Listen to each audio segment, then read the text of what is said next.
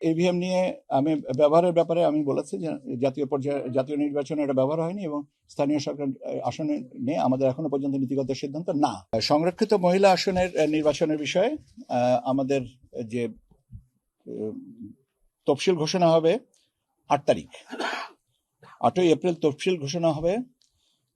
8ই April 2026-এ তফসিলটা ঘোষণা হবে, আর vote হবে 12ই মে 2026 তারিখে। মে মাসে 12 তারিখে ভোট, সংরক্ষিত মহিলা আসনের ভোট তফসিল ঘোষণা হবে 8 তারিখে। আর এর ভিতরের লেয়ারগুলো পরবর্তীতে শিডিউলে দিয়ে দেবো, কিন্তু মূলত এই হ্যাঁ না, আমি ওইটা স্ট্যাগার করতে হবে, তো ওটা করা হচ্ছে, কারণ ওটা যেভাবে প্রিপারেশন নেওয়া হয়েছিল ওটা একটু চেঞ্জ হবে এই ভোট গ্রহণের তারিখ কারণে, সেটা আর কি তাৎক্ষণিকভাবে ওটা করিনি ওটা। তো এটা দিয়ে দেবো আজকে, আপনার কালকেই পেয়ে যাবেন, এটা কালকে রেডি করে ফেলতে পারবো। হ্যাঁ, তফসিল 8 এপ্রিল আর ভোট হবে 12ই মে। নির্বাচনী সামগ্রী সংরক্ষণের বিষয়ে আপনার একটা আমাদের আরপিও অনুযায়ী একটা সময়সীমা আছে, ন্যূনতম 1 বছর রাখতে হবে। আর আদালতের নির্দেশনা যদি থাকে কোনো আসনের বিষয়ে, সে অনুযায়ী আদালতের নির্দেশনা অনুযায়ী বাকিটুকু নিষ্পত্তি হবে। এবং আদালতের নির্দেশনার সাথে সম্পর্কিত আরেকটা বিষয় আমি একটু বলি, সেটা হচ্ছে যে আমাদের এ পর্যন্ত নির্বাচনী মামলা হয়েছে 50টা। নির্বাচনের মামলা হয়েছে, নির্বাচন পরবর্তী মামলা যেটা 50টা। তাহলে এই 50টা আসনের আলামত বা মালামাল এগুলো সংরক্ষণ করতে হবে নির্বাচন এই মামলা নিষ্পত্তি না হওয়া পর্যন্ত। আদারওয়াইজ 1 বছর নির্বাচনের সময়সীমার নির্বাচন পরবর্তীতে। যে আরেকটা যেটা বিষয় আমরা আলোচনা করেছি সেটা হচ্ছে যে শেরপুর 3 এবং বগুড়া 6 এই দুটা আসনের নির্বাচন আগামী 9 তারিখ আপনারা জানেন। এবং আমি এবং আমাদের মাননীয় নির্বাচন কমিশনার ব্রিগেডিয়ার ফজল সাহেব, আমরা দুজনায় গত 2 দিন এই 2 জায়গায় শেরপুর এবং বগুড়াতে আমরা সার্বিক পরিস্থিতি পর্যালোচনা জানার জন্য আমরা ব্যক্তিগতভাবে গেছি, এবং স্থানীয় আইন শৃঙ্খলা রক্ষাকারী বাহিনীর সাথে এবং আমরা আমাদের যে প্রিজাইডিং অফিসার যারা আছেন তাদের সাথেও আমরা ওখানে কথা বলেছি। আমাদের জানা মতে বা আমরা যে তথ্যটা পেয়েছি, শেরপুরে হচ্ছে আমাদের 129টা কেন্দ্র, দ্যাট ইনক্লুডস আপনার ওসিবি আইসিবি 128 প্লাস 1, আর বগুড়াতে হচ্ছে 151টা 150টা, আর একটা হচ্ছে আপনার ওসিবি আইসিবি। এখন পর্যন্ত যা দেখেছি বা যতটুকু হচ্ছে, নির্বাচন নিয়ে আপনার কোনো রকমের দুশ্চিন্তাগ্রস্ত হওয়ার মতন কোনো পরিস্থিতি নাই, সার্বিক পরিস্থিতি স্বাভাবিক আছে। এবং আমাদের যে বিভিন্ন পর্যায় থেকে যে তথ্য সংগ্রহ আমরা যেটুকু পেয়েছি, সেখানে আমাদের আতঙ্কিত বা চিন্তিত হওয়ার কোনো কারণ নেই। এবং এখানে আপনার আইন শৃঙ্খলা বাহিনীর তৎপরতা আছে এবং তারা সার্বিক পরিস্থিতি সবসময় মনিটর করছে। এবং আমরা স্পষ্ট করে একটা জিনিস বলে আসছি, যে এটা 12ই ফেব্রুয়ারির নির্বাচনের থেকে কোনো অংশে কম গুরুত্বপূর্ণ না।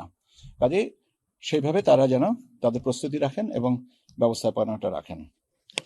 নির্বাচনী মামলা সম্পর্কে আমি অলরেডি বলেছি যে আমাদের দুটো নির্বাচনের চট্টগ্রাম 2 এবং চট্টগ্রাম 4 এই দুটো আসনের বিষয় মাননীয় আদালতের বলে সিদ্ধান্তের জন্য এই দুটো আসনের ফলাফল আমরা এখনো বলিনি।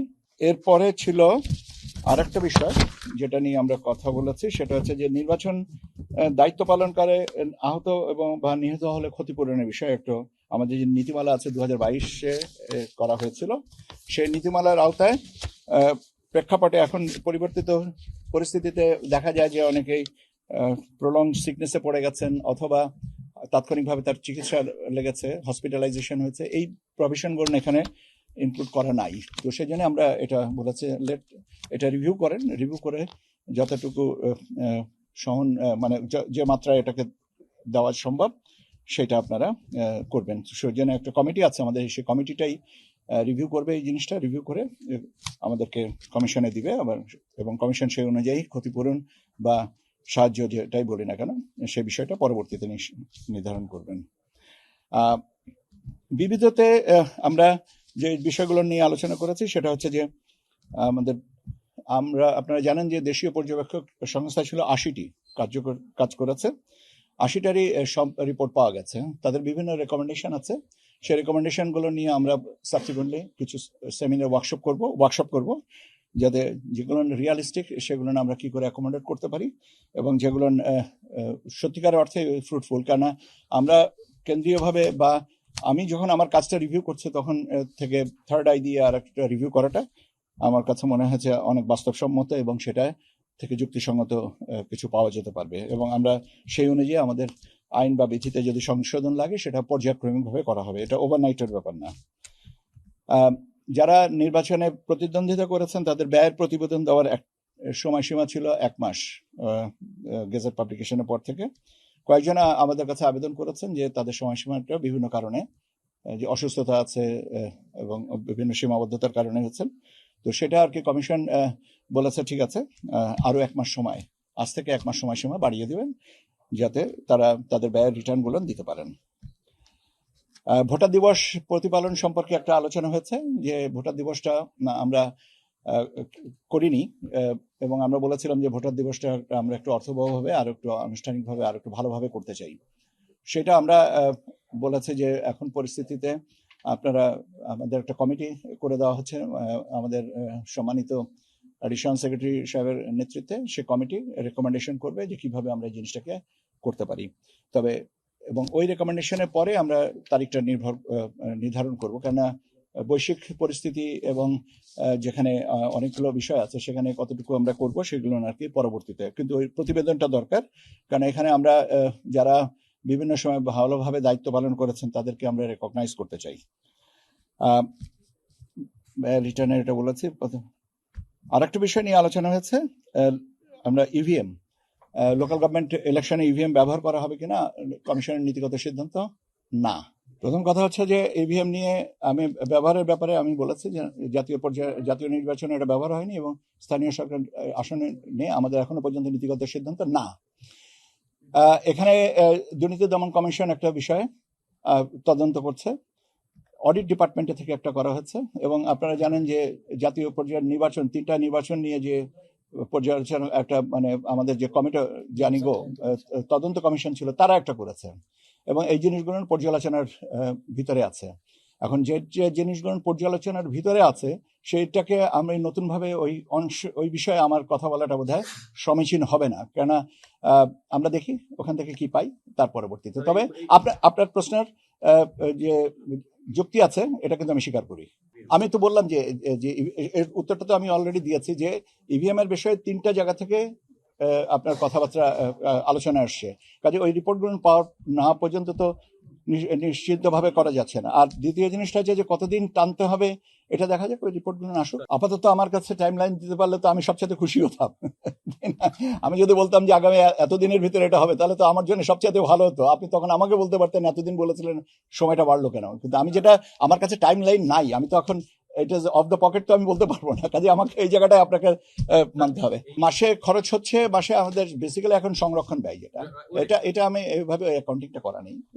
ঠিক আছে, this is a good point, আমি করে আপনাদেরকে জানাবো। এখানে 3টা কমিটি ব্যাপারে অডিট এবং আপনার দুর্নীতি দমন কমিশন এবং জাতীয় নির্বাচনের এই 3টা তদন্ত কমিশন, এরা তাদের অবজারভেশন গুলো আসছে, কাজে লেট দোজ কাম এন্ড তারপরে ওটা দেখবো হ্যাঁ এবং না। আচ্ছা, এখন দ্বিতীয় জিনিসটা হচ্ছে আপনারা জানেন এর অতীতেও বলেছি যে বা জাতীয় নির্বাচনের সময় যে জিনিসের প্রতি সবার অনাস্থা সেটা নিয়ে কেন আমরা চর্চা করি, আর তারপরে আপনি লাইফ লাইনের কথা বলছেন, এগুলো নিয়ে প্রশ্ন আছে। তো এইগুলো তো অডিট ডিপার্টমেন্ট তারা নিরীক্ষা করছেন, আপনার দুর্নীতি দমন কমিশন থেকেও আছে, এসএসসি থেকে আছে, আর এটা জাতীয় এই রিপোর্টগুলো আসুক। এখন ব্যাপার হচ্ছে যে জিনিসগুলোকে তদন্তাধীন আছে সেগুলো সম্পর্কে কনক্লুসিভ কোনো ওপিনিয়ন দেওয়া ঠিক না।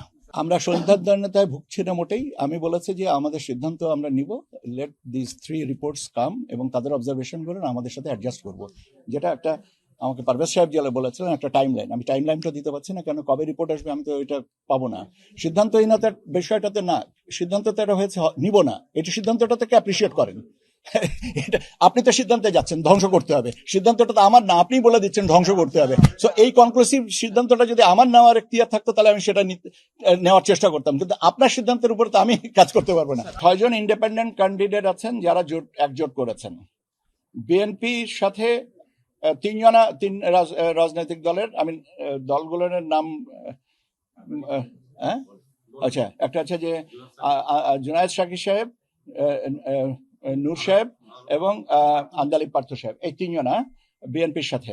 আর জামাতের সাথে আছেন আপনার এনসিপি আর খেলাফত আন্দোলন একজন, খেলাফত মজলিস, আর আপনার আপনার কি বলে বাংলাদেশ খেলাফত, এনার স্বতন্ত্র ওনারা বলেছেন কোনো জোটে যাবেন না, আর রুমিন ফারহানা ম্যাডাম উনি বলেছেন উনি জোটে যাবেন না।